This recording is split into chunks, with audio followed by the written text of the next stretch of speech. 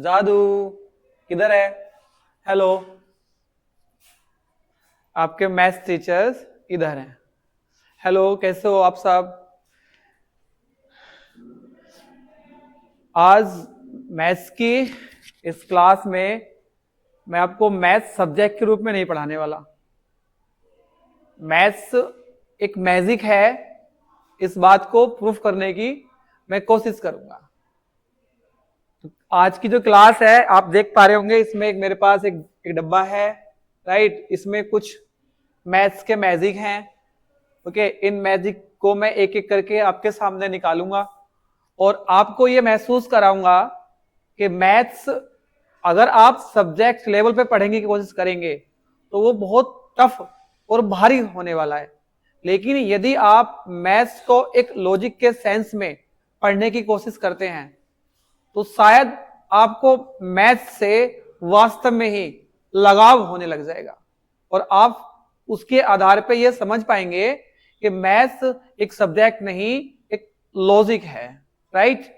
तो इस डब्बे के अंदर मेरा जो पहला पिटारा है जो आपके लिए खुलने वाला है वो है बॉक्स मेथड। इस बॉक्स मेथड का यूज जनरली हम कैलकुलेशन के लिए करते हैं। आप सोच रहे होंगे सर कैलकुलेशन, इसमें कौन सी बड़ी बात है? बच्चे, कैलकुलेशन बड़ी बात नहीं है, लेकिन कैलकुलेशन की टेक्निक्स सीखना और कम टाइमिंग में एक अच्छे अप्रोच के साथ हमें आंसर्स करना, ये बड़ी बात है। तो पहले इस बॉक्स मेथड को आपको एक आसान वे से पूरा एक्सप्लेन करूंगा। उसके बाद ये जो क्वेश्चंस आपको मैंने दिए हैं, इन क्वेश्चंस को आप बहुत ही कम समय में आसानी से कर पाएंगे। तो बच्चे आइए इस क्वेश्चन को एक एक करके समझते हैं कि हमारा पहला उस बॉक्स के अंदर निकाला गया एक मैथ्स का जो मैजिक है वो क्या है और हम इसको किस तरह से यूज करेंगे। ठीक है, वेरी गुड। जैसे इसके अंदर हम लोग पढ़ेंगे बॉक्स मेथड, तो सिंपली इसमें एक बॉक्स ही बनाना होगा। पहले हम क्या करते हैं बच्चे, इसमें एक बॉक्स बनाने की कोशिश करते हैं। आप समझ पा रहे होंगे कि सर इसमें बॉक्स बनेगा कैसे और किस तरह से इसमें हम इस बॉक्स को डिजाइन करेंगे, राइट। तो अभी आप जैसे एक सवाल है हमारे पास 23 इंटू 14। बच्चे बेसिकली ये कैलकुलेशन बड़ी नहीं है, आप अब तक के सीखे हुए मेथड से इस कैलकुलेशन को इजीली कर पाएंगे। जनरली बच्चे क्या करते हैं, इसको ऊपर नीचे लिख करके और इस तरह करने की कोशिश करते हैं। आंसर आ सकता है, सवाल आसान है, राइट। लेकिन मैथ्स की मैजिक की टेक्निक्स सीखना भी हमारे लिए जरूरी है। तो मैथ्स की पहली जो टेक्निक्स है हमारी वो है बॉक्स मेथड। तो इसमें एक बॉक्स बनाना है। अब किस तरह से बनाना है बच्चे, आपको यहां देखना होगा कि यहाँ पे कितने डिजिट लिखे हुए हैं, 2, और यहाँ पे भी कितने डिजिट लिखे हुए हैं, 2। मतलब पहला नंबर भी हमारा 2 डिजिट से बना है और दूसरा नंबर भी हमारा 2 ही डिजिट से बना है, राइट। तो हम क्या करते हैं, हम एक बॉक्स बनाते हैं और इस बॉक्स में दोनों साइड हम 2-2 बक्से बनाने की कोशिश करते हैं। मतलब हम रो के सेंस में भी 2 बक्से बनाते हैं और हम कॉलम के सेंस में भी 2 ही बक्से बनाते हैं। क्यों? क्योंकि हमारा पहला नंबर भी 2 डिजिट से बना है और दूसरा नंबर भी हमारा 2 ही डिजिट से बना है, राइट। तो जितने हमारे पास नंबर में लिखे हुए डिजिट्स होंगे उतने ही हमारे पास रो और कॉलम होंगे, ठीक है। तो मैंने क्या किया, मैंने 2 ही रो और 2 ही कॉलम को ड्रॉ किया है, ठीक है। अब मैं इस नंबर को लिखने की कोशिश करता हूं। आप ये नंबर आपस में चेंज भी कर सकते हैं। मतलब एक बच्चा इस बॉक्स को अगर इस तरह से बनाए, ओके, और वो कहे कि सर मैं 23 यहां ना लिख करके यहां पे लिखना चाहता हूं, तो आप यहां भी लिख सकते हैं बच्चे, ठीक है। और ये 14 फिर आपको यहां लिखना होगा। हम दोनों ही सेंस में इस क्वेश्चन को लेके चलेंगे और ये चेकआउट करेंगे कि हमारा जो आंसर है वो इक्वली आ रहा है कि नहीं आ रहा है, मतलब दोनों जगह सेम आ रहा है कि नहीं आ रहा है, ठीक है, ताकि आपको ये कंफ्यूजन ना हो कि हमें हमेशा पहला नंबर रो के सेंस में लिखना होगा या दूसरा नंबर कॉलम के सेंस में लिखना होगा। ये आपकी इच्छा पे डिपेंड करेगा कि आप इस नंबर को कहीं पे भी एडजस्ट कर सकते हैं, रो के सेंस में भी और कॉलम के सेंस में भी, ठीक है। तो जैसे ये है, अब मैं क्या करता हूं, इनके जो कॉर्नर है इनको डायगोनली बोलते हैं, इसको विकर्ण के सेंस में इनको मिला देता हूं इस तरह से। अभी आपके लिए टाइम टेकन हो सकता है क्योंकि मैं इसको एक्सप्लेन कर रहा हूं, इसको आपको बता रहा हूं बेसिक से, इसका फाउंडेशन आपके लिए तैयार कर रहा हूं। लेकिन यदि आप इसकी प्रैक्टिस कर लेंगे और इसको समझ लेंगे तो आपको इस बॉक्स को बनाने की नीड भी नहीं पड़ेगी। लेकिन मुझे ये क्योंकि समझाना है इसलिए मुझे तो ये बॉक्स बनाना पड़ेगा, क्योंकि मैं जब कैलकुलेशन करता हूं तो अब मुझे बॉक्स नहीं बनाना पड़ता, लेकिन जब मैं एक्सप्लेन कर रहा हूं तो बॉक्स बनाना है, ठीक है। तो अब ये मैंने क्या किया, जो ये कॉर्नर थे मैंने इनको डायगनली, डायगनल का मतलब होता है ये विकर्ण के सेंस में, जो हम डायगनल होता है बच्चे जब हम किसी चौकोर शेप के जो अपोजिट कोने होते हैं उनको मिला के जो एक लाइन को ड्रॉ करने की कोशिश करते हैं वो हमारी डायगोनल बन जाती है। जैसे यदि मैं यहां पे खड़ा हूं और आप इस बोर्ड को देख पा रहे हैं तो बोर्ड का ये वाला जो कोना है, राइट, और ये जो कॉर्नर है, इन दोनों को मिला के यदि आप एक रे यहां से इसको खींच देते हैं तो जो लाइन आपको मिलेगी ना खींची हुई, वो आपका डायगोनल बन जाएगा। तो ये हमेशा अपोजिट पॉइंट्स को मिला के बनता है, ठीक है। तो सेम मैंने वही किया है, ये वाला जो कोना था और ये दो कॉर्नर है, इन दोनों को मिलाया, यहां से एक लाइन ड्रॉ की जिसका नाम है डायगोनल। सेम ये कोना और ये कोना, सेम ये कोना और ये कोना, मतलब आप अपोजिट कॉर्नर को मिला दीजिए, वहां से जो लाइन मिलेगी वो आपका डायगोनल बन जाएगा, ठीक है। आइए इसको सॉल्व करते हैं। अब सिंपली क्या है, इसमें बच्चे को ये मैथमेटिकली जो टेबल्स है ये पता होने चाहिए। जैसे 2 1 जा 2, ये जो बॉक्स आप देख पा रहे हैं ना बच्चे, इसमें आपको इस तरह से नंबर लिखना है कि ये दोनों बॉक्स भर जाएं। मतलब समझ में आ रहा है, मतलब ये है कि हमें जो नंबर लिखनी है मल्टीप्लाई करके वो 2 डिजिट में लिखनी है, 2 अंकों में होनी चाहिए वो। जैसे अगर आप सिंपली 2 की 1 से मल्टीप्लाई करते हैं तो 2 1 जा 2 लिखा आपने, तो यहां पे ये सिंगल डिजिट हुआ।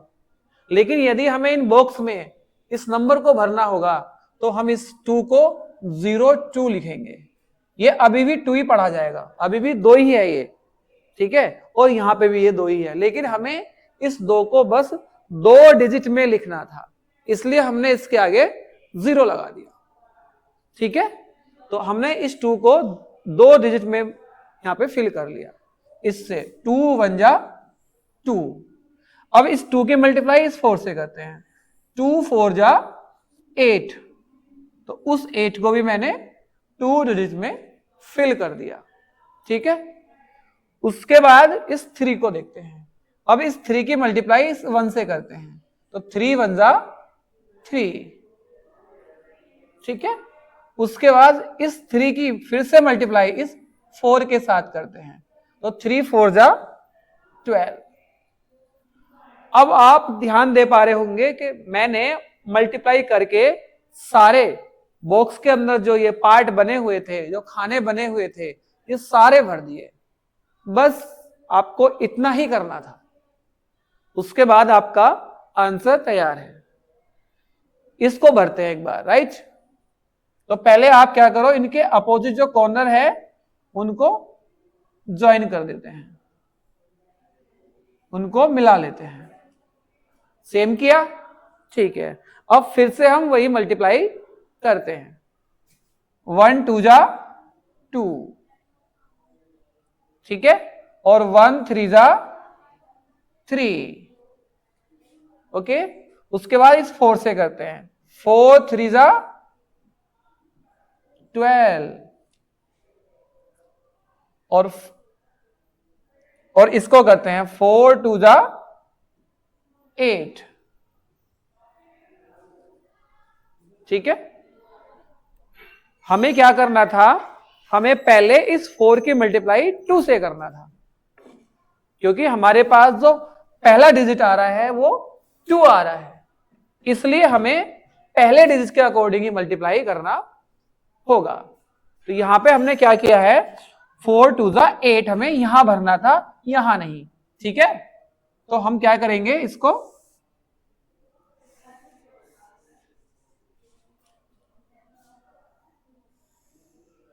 फिर से थोड़ा सही करके भरते हैं इस तरह से।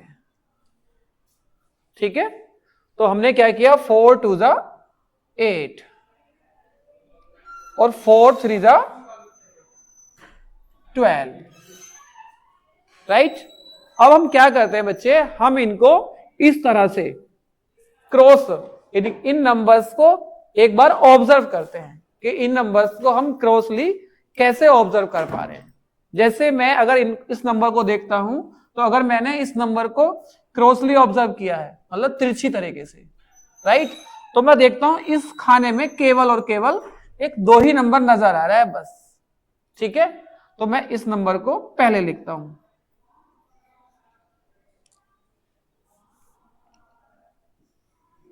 ठीक है, फिर मैंने ये वाला बॉक्स देखा तिरछी निगाह से, इस तरह से, है ना। एक गाना भी सुना होगा आप लोगों ने ना, तो वो नहीं गाना अप्लाई करना है।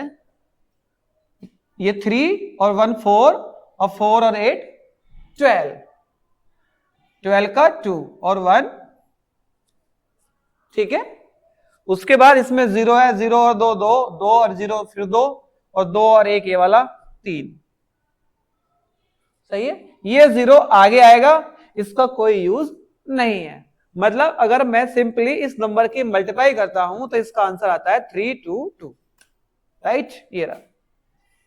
अब एक बार मैं ये भी देखता हूं कि अगर मैंने इन नंबर्स को एक्सचेंज किया था तो क्या मेरा आंसर सेम बन रहा है। आइए देखते हैं एक बार। 2 इस तरह से देखना है आपको, तिरछी निगाहों से इस सवाल को, है ना। वैसे जो तिरछी निगाहें होती हैं बड़ी खतरनाक होती हैं बच्चे, है ना, लेकिन सवाल के सेंस में नहीं। ठीक है, प्रैक्टिकली देखोगे तो फिर है 8 और 1 9, 9 और 3 12, फिर से 1 और यहां 0 2 2 फिर 0 2 और फिर ये 2 और 1 3। आप देख सकते हैं दोनों जगह पे मेरा आंसर सेम बना। इससे एक बात समझ में आई, नंबर मैं रो से लिखूं या कॉलम से लिखूं, आंसर मेरा सेम ही बनना है। ठीक है, अगर मैं किसी नंबर को रो से शुरू करता हूं और एक दूसरा बच्चा उसी नंबर को कॉलम से शुरू करता है, तो मेरे आंसर पे कोई फर्क नहीं पड़ेगा, है ना। इस वाले बॉक्स से हमें यह समझ आया। अब हम दूसरे सवाल का बॉक्स बनाने की कोशिश करते हैं। मैंने दूसरे सवाल को अगर ऑब्जर्व किया तो मैंने पाया कि यहां पे भी ये पहला नंबर 56 जो है 2 डिजिट में लिखा हुआ है। ठीक है, और दूसरा नंबर भी है वो भी 2 ही डिजिट में लिखा हुआ है। इसका मतलब क्या है बच्चे, इसका मतलब यह है सर मेरे को रो की तरफ भी 2 बॉक्स बनाने हैं और कॉलम की तरफ भी 2 बॉक्स बनाने हैं। मतलब 2 ही बॉक्स मुझे खड़े बनाने हैं और 2 ही बॉक्स मुझे बिछे हुए या लेटे हुए या पड़े हुए बनाने हैं। क्लियर। अब मैं क्या करता हूं, इन दोनों बॉक्सों को बनाने के बाद जहां जहां भी अपोजिट कोने आ रहे हैं उन रे को मिला देते हैं। कर दिया, वेरी गुड। अभी मैंने आपको क्या बताया कि ये नंबर 56 आप चाहे यहां लिखें और चाहे यहां लिखें, आपके आंसर पे कोई फर्क नहीं पड़ेगा, तो कहीं भी यूज कर लो, गुड। तो यहां पे 5 लिखा और यहां पे 6 लिखा और यहां पे 2 और यहां पे 3। आप इसको रिप्लेस भी कर सकते हैं, तो ये आप करना। ठीक है, अब 5 का मल्टीप्लाई किया 2 से, 5 2 जा 10 फिल कर दिया। और 10 में ऑलरेडी 2 डिजिट होते हैं। भाई आप अगर 5 की मल्टीप्लाई 2 से करते हैं तो 10 आता है, और 10 में 0 लगाने की जरूरत नहीं है क्योंकि 10 बच्चे ऑलरेडी 2 डिजिट में है। ठीक है, तो 10 आ गया। और 5 टू द 10 और 5 3 जा 15। ठीक है, अब हम करते हैं 6 से। 6 2 जा 12 है ना। उसके बाद 6 का मल्टीप्लाई करते हैं 3 से। 6 3 जा 18। फिल हो गए। अच्छा, आप इसमें देख पा रहे होंगे कि हम जो मल्टीप्लाई कर रहे हैं ना बच्चे, वो सिर्फ सिंगल डिजिट में ही कर रहे हैं, मतलब 2 का 3 से, 5 का 2 से। इसमें हम बड़ा बड़ा मल्टीप्लाई नहीं कर रहे हैं, इसलिए बॉक्स मेथड ये काम आता है। क्यों? क्योंकि हम बड़े बड़े नंबर्स का जब मल्टीप्लाई करते हैं तो उन बड़े बड़े नंबर्स को ये ब्रेक डाउन कर देता है, ये तोड़ के छोटे छोटे नंबर्स में डिवाइड कर देता है, ताकि हम अपनी मल्टीप्लाई सिंगल डिजिट में आसानी से कर पाए। इसलिए ये बॉक्स मेथड काम आता है।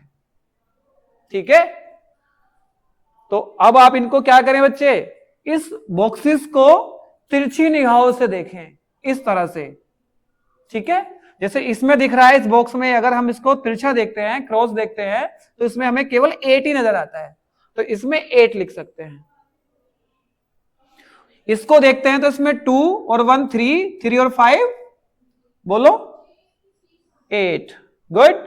उसके बाद 1 में 0 ऐड करेंगे तो 1, और 1 में ऐड करेंगे 1 तो 2। गुड। और इसमें देखा तो केवल 1 ही है, तो इसका लिख दिया 1। तो आंसर विल बी बच्चे, आंसर विल बी 1 2 8 8। बोलो क्या है नहीं ये मैथ्स का मैजिक? ऑफ कोर्स बच्चे, ये एक मैथ्स का मैजिक है, क्योंकि हम इसमें कैलकुलेशन जो कर रहे हैं वो अब तक जो आपको सिखाए गए मेथड थे ना, थके हुए, ठीक है, जनरली इस तरह से ही यूज कराते हैं, उनसे बहुत आगे हैं और अलग हैं, यूनिक हैं।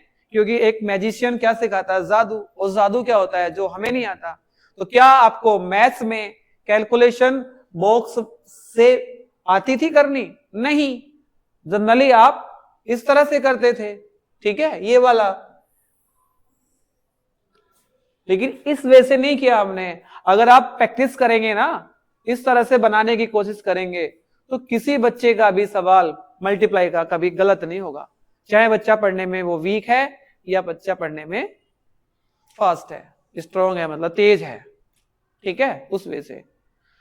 अच्छा, अब प्रॉब्लम कहां पे आएगी, है ना? आप सोच रहे होंगे सर आसान आसान सवाल आपने बना दिए और जो भारी सवाल है वो आपने हमें दे दिया। अब इस सवाल को कैसे बनाएगा एक बच्चा? आपको सवाल देखकर कभी घबराना नहीं है, और आप ना ये सोचें कि ये इस मेथड से होगा या नहीं। आप जब भी किसी भी तरह का मल्टीप्लाई का सवाल आप अगर बॉक्स से बनाएंगे, आसानी से बनेगा, कैसा भी सवाल बनेगा। बस आपको उस बॉक्स मेथड को समझने की जरूरत है कि हमें वो अप्लाई कैसे करना है और कैसे बनाना है। जैसे अब तक क्या था बच्चे, अब तक तो 2 अंक यहां थे, 2 ही यहां, 2 यहां, 2 यहां। तो अब तक हमारे जो बॉक्स थे वो खड़े और बिछे हुए दोनों सेम बन रहे थे, क्योंकि नंबर दोनों जगह पे सेम डिजिट में था। लेकिन बच्चा कहां फंसेगा? बच्चा वहां फंसेगा जब ये नंबर सेम डिजिट में नहीं होंगे। तो क्या ये तब भी काम करेगा? आइए देखते हैं। हां, ये बच्चे तब भी काम करेगा। ठीक है, एक बार इसको बना के देखते हैं कि कैसे। राइट,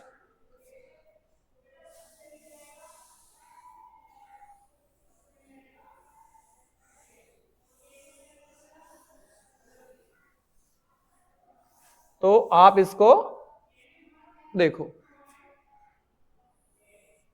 आपको क्या करना है, आपको यह देखना है कि जो नंबर सबसे बड़ा डिजिट में है उसमें कितने डिजिट हैं। जो नंबर सबसे बड़ा है उसमें कितने डिजिट हैं। आप देख पा रहे होंगे सर इसमें 2 हैं और इसमें 3 हैं। मतलब क्या हुआ, मतलब हमें बड़े नंबर वाले डिजिट्स का बॉक्स बनाना है। मतलब हमें 3 बॉक्स ऐसे खड़े हुए और 3 बॉक्स इस तरह से बिछे हुए बनाने हैं, मतलब लेटे हुए। आप सोच रहे होंगे सर नंबर तो यहां सेम है नहीं, तो आपने बॉक्स सेम कैसे कर दिए? बच्चे मैंने आपको बताया था कि किसी भी नंबर को जब हम 2 डिजिट में लिखेंगे तो उसके आगे 0 लगा देते हैं, लेकिन जब हम इसी नंबर को 3 डिजिट में लिखेंगे तो इसके आगे 1 0 और लगा देंगे। नंबर पे कोई फर्क नहीं पड़ेगा, बस हमें यह देखना है कि कितने डिजिट की चाहिए। अगर आपको 2 डिजिट की चाहिए तो आप 02 लिखेंगे, और अगर आपको 3 डिजिट की चाहिए तो 002 लिखेंगे। मतलब समझ में आया? मतलब ये कि जो 23 नंबर है ना, ये 2 डिजिट में है, और आपको अगर ये 3 डिजिट में बनाना है तो आप क्या सोचेंगे, इसके आगे 1 0 लगा दें। अब आप कंपेयर करेंगे तो यहां भी 3 डिजिट हैं और यहां पे भी 3 डिजिट हैं, मतलब दोनों जगह पे नंबर ऑफ डिजिट्स बराबर हैं। तो मतलब अब हमें अपना बॉक्स अप्लाई करने में प्रॉब्लम नहीं होगी। क्यों? क्योंकि हमारे पास नंबर ऑफ बॉक्सेस वर्टिकल भी और हॉरिजॉन्टल भी, ठीक है, बराबर हैं। तो अब आप आसानी से इस नंबर को चाहे वर्टिकली और चाहे हॉरिजॉन्टली लिख सकते हैं। कैसे? आइए देखते हैं। आपने यहां पे लिखा 0 2 और 3, और यहां पे लिखा 2 1 4, राइट। उसके बाद दूसरा काम क्या करना है बच्चे? भूलना नहीं, दूसरा जो कोने हैं उनको ज्वाइन करना है। तो आपको इन कोनों को ज्वाइन करना है इस तरह से, इस तरह से, इस तरह से, इस तरह से और इस तरह से। देखो ये सारे मैंने जो कोने थे ज्वाइन कर दिए, और यहां से एक डायगोनल भी ड्रॉ कर दिया, मतलब डायगोनली ड्रॉ कर लिए मैंने सारे बॉक्सेस, ठीक है। बस अब वही सेम अप्रोच यूज करनी है, सिंगल डिजिट में मल्टीप्लाई करना है। तो सिंगल डिजिट में मल्टीप्लाई कैसे करेंगे? 2 का मल्टीप्लाई 0 से करो, 2 0 0। उसके बाद 2 का मल्टीप्लाई 2 से करेंगे, 2 2 जा 4। उसके बाद 2 का मल्टीप्लाई 3 से करेंगे, 2 3 जा 6। देखो आसानी से मल्टीप्लाई कर पा रहे हो ना? आपको जो टेबल है वो टफ नहीं लग रहा होगा, क्योंकि हमने उस नंबर्स को सिंगल सिंगल डिजिट में तोड़ लिया, ठीक है। उसके बाद फिर इस 1 का करो, 1 का मल्टीप्लाई करो 0 से, 1 0 0। फिर 1 का मल्टीप्लाई करो 2 से, 1 2 जा 2, सही है। उसके बाद 1 का मल्टीप्लाई करो 3 से, 1 3 जा 3, ठीक है। उसके बाद इस 4 का मल्टीप्लाई करते हैं बच्चे, 4 का मल्टीप्लाई करो आप पहले 0 से, 4 0 0, ओके। उसके बाद 4 का मल्टीप्लाई 2 से करते हैं, 4 2 जा 8, ठीक है। उसके बाद 4 का मल्टीप्लाई 3 से करते हैं, 4 3 जा 12। देखो सारे बॉक्सेस कंप्लीट हो गए ना, और हमें प्रॉब्लम भी नहीं आई, ना ही हमें यह सोचना पड़ा कि ये 2 डिजिट का है और ये 3 डिजिट का है, ठीक है ना। अब आपको क्या करना है बच्चे? अब आपको मैंने बताया था कि तिरछी निगाहों से सवाल को देखना है, और जो नंबर आपको तिरछी निगाह से दिख रहे हैं उनको ऐड करके लिखना है। तो इसमें देखते हैं तो इसमें सिर्फ 2 ही नजर आता है मुझे, 2, तो मैंने 2 लिख दिया। इसमें मुझे 8 और 1 9, और 9 और 3 12, 12 का 2 1। उसके बाद इसको देखो आप 0 0 2 0 2 और 6 8 और 1 9, ठीक है। उसके बाद 0 0 0 0 4, तो इसमें 4 आ गया, और बाकी सब ये 0 है, तो मतलब 0 लगाएं या ना लगाएं। तो आंसर कितना हुआ बच्चे? इसका आंसर होगा 4922। तो ये हमारा मैथ्स का पहला मैजिक कंप्लीट हुआ कि मैथ्स में हमें अगर कैलकुलेशन करनी है तो हम अपना बॉक्स मेथड अप्लाई करके भी कैलकुलेशन कर सकते हैं। ये उस बच्चे के लिए बहुत ज्यादा बेनिफिशियल होता है, बच्चे जिसको बड़े बड़े टेबल्स नहीं आते और जो मल्टीप्लाई करने में अपने आप के सवाल गलत कर लेता है। अगर आप इस बॉक्स मेथड का यूज करके इन सवाल को बनाने की कोशिश करेंगे ना तो आपके आंसर्स कभी गलत ही नहीं होंगे। ठीक है, तो ये हुआ हमारा पहला क्या मैजिक। अगर हम अपने दूसरे मैजिक की बात करें तो उसका नाम है बच्चे बटरफ्लाई। ये क्या होता है सर? सर आप कैसे कैसे मेथड्स यूज कर रहे हैं? ये क्या है बच्चे? ये मैजिक है। और मैजिक क्या होता है? अचानक से होने वाले, मतलब जादू इसको बोलते हैं आप। मतलब जादू में वो चीज ऐसे हो गई, ऐसे हो गई। हम सोचते नहीं है उस तरह से, लेकिन सवाल भी सोचे जा सकते हैं। सवालों को भी मैजिक से किया जा सकता है, जरूरत है उसको समझने की और करने की। देखो जर्नली ये क्या है? जर्नली इस तरह के सवाल अगर आपको दिए जाएं तो आप एक एक डेढ़ डेढ़ पेज लगा देंगे इसको भरने। और ऑलमोस्ट टीचर्स इस तरह के सवाल जब कराते हैं तो बच्चे को वो उस मेथड्स को भी अप्लाई करा देते हैं जिसकी उसको जरूरत नहीं पड़ती या जिसका वो कॉन्सेप्ट उससे बाहर होता है। कैसे? मैं बताता हूं। यदि ये सिंपल सवाल और आपको दिया जाए तो एक टीचर्स की बेसिक अप्रोच क्या है इस सवाल को करने की, पहले उसको देखते हैं। जैसे सवाल है तो इसकी एक बेसिक अप्रोच क्या है? इसकी एक बेसिक अप्रोच है बच्चे,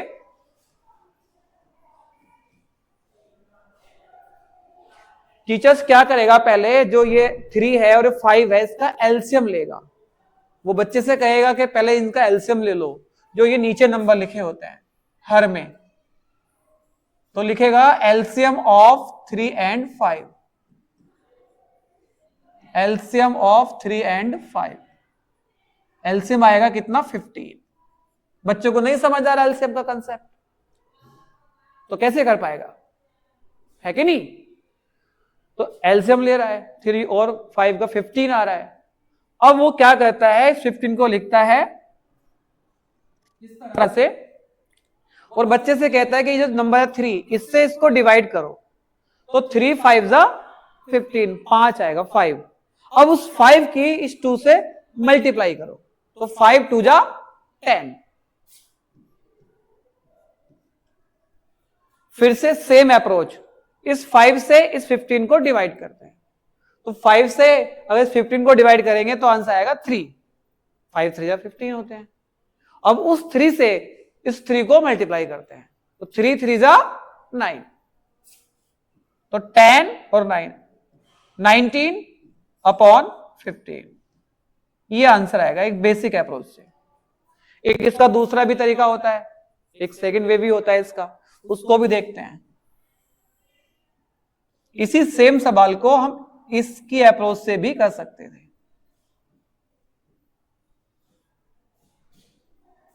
क्या?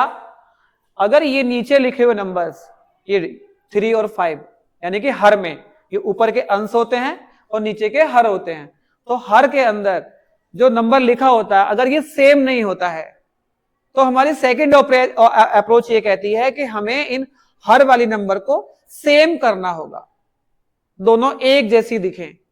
उसके लिए क्या करते हैं, हम यहां पे जो नंबर है लिखा हुआ पहली वाली फ्रैक्शन का जो नंबर है 3, उसकी मल्टीप्लाई यहां कर लेते हैं और जो दूसरा नंबर लिखा हुआ है उसकी मल्टीप्लाई यहां कर देते हैं। ऐसे भी बनाते हैं सवाल को। तो ये हो जाएगा 5 2 जा 10 और 5 3 जा 15, फिर 3 3 जा 9 और 3 5 जा 15। मैंने ऐसा क्यों किया? क्योंकि मुझे इस भिन्न के अंदर, इस फ्रैक्शन के अंदर जो नीचे वाली नंबर थी हर, जिसको कहते हैं ऊपर वाले को अंश कहते हैं, नीचे वाले को हर कहते हैं, तो इस नंबर्स को मुझे सेम करना था। क्योंकि फ्रैक्शन हमें एक चीज ये भी समझाती है कि जब किसी भिन्न के हर सेम होते हैं तो उनको ऐड करना आसान होता है, उनको ऐड करना बहुत आसान होता है।